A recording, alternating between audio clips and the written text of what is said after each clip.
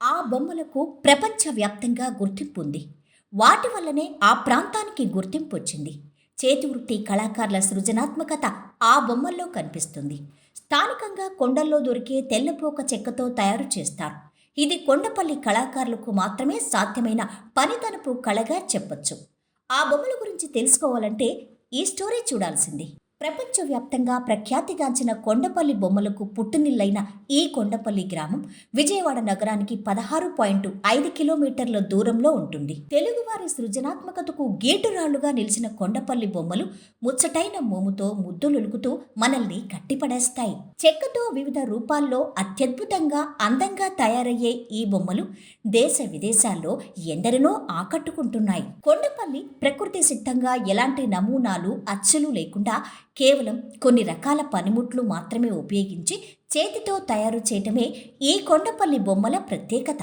అదే ఒకసారి తయారు చేసిన బొమ్మ లాంటిదే మరొకటి చెయ్యాలంటే మళ్ళీ మొదటి బొమ్మను చేసినప్పుడు ఎంతటి కళాదృష్టితో ఏకాగ్రతతో చేశారో అంతే కళాదృష్టి ఏకాగ్రతతో పాటు అంతే సమయంలో తయారు చేయటమే ఈ బొమ్మల విశేషం. తేలికైన పోనికి అనే చెక్కతో తయారు చేయబడే ఈ కొండపల్లి బొమ్మల తయారీలో ముందుగా పోనికి చెక్కపై తయారు చేసిన బొమ్మ ఆకారాన్ని చెక్కుతారు. తరువాత రంపపు పొట్టు, చింతగింజల పొడిని ఈ చెక్క బొమ్మకు రూపాన్ని కల్పిస్తారు.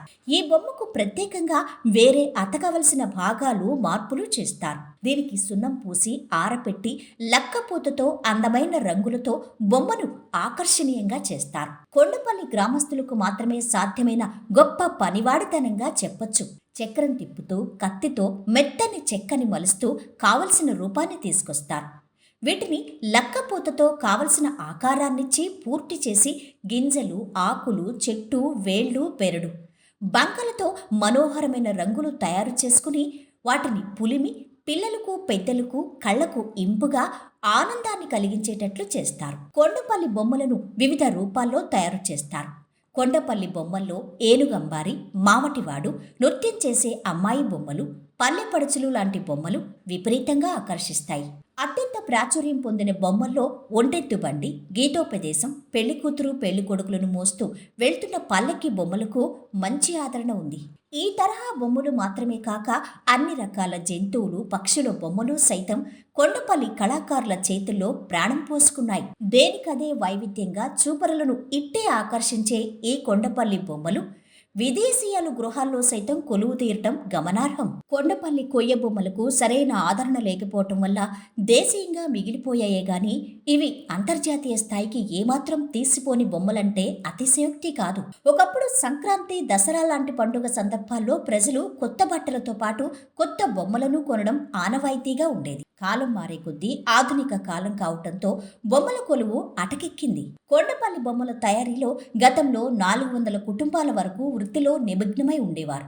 కొండపల్లి కిల్లా రోడ్డులో నివాసం ఉండేవారందరూ ఈ పని చేస్తూనే జీవనం పొందేవారు. ప్రభుత్వం నుంచి సరైన ఆదరణ లేకపోవడంతో పాటు మార్కెట్ సౌకర్యం కూడా అందుబాటులో లేదు. ఆధునిక ఆకృతుల కోసం ఉపయోగించే ముడి సరుకు ధరలు బాగా పెరిగిపోవటం గిట్టుబాటు కాక చాలామంది ఇతర వృత్తులకు మళ్లారు. ఇప్పుడు కేవలం 100కు పైగా కుటుంబాలు మాత్రమే ఈ వృత్తిలోనే ఉంటారనే పరిస్థితి అర్థం చేసుకోవచ్చు. సాంకేతిక రంగం అభివృద్ధి చెందడంతో పాటు ఆచార వ్యవహారాల్లో మార్పులను ప్రతిబింబిస్తూ బొమ్మల నిర్మాణ పద్ధతి, వాటి ప్రదర్శన తీరు మారుతూ జనంలో ప్రాచుర్యత పెంచడం కోసం మార్పులు చేయవలసి వచ్చింది. కొంత సాంకేతిక మెరుగుదలలు కూడా గ్రహించి వాటిని వాడుకుంటూ శిల్పులు బొమ్మల తయారీలో మార్పులు చేయవలసి వచ్చింది. ఒకే మూసలో చేయలేకపోవటం వల్ల భారీ ఉత్పత్తి సాధ్యం కాక ప్రతి ఒక్క బొమ్మ ప్రత్యేక శ్రద్ధతో తయారు చేయవలసిన అవసరం ఏర్పడింది. బొమ్మల ముఖ కవళికలు, ఇతర వివరాలపై ప్రత్యేక శ్రద్ధ పెట్టడంతో వాటికి ఆదరణ పెరిగింది. దీంతో శిల్పుల్లో, చిత్రకారుల్లో నైపుణ్యానికి అవసరమైన ఆసక్తికరంగా శిక్షణ పెంచుకోవాల్సి వచ్చింది. దానికి సాయంగా సమకాలీన సమాజ స్థితిని ప్రతిబింబిస్తూ చేస్తున్న ఆకృతులకి ఆదరణ పెరగాలంటే కళాకారుల నైపుణ్యం పెంచుకోవడానికి శిక్షణతో పాటు ప్రభుత్వం నుంచి ప్రోత్సాహం కూడా పెరగాల్సిన అవసరం ఉంది.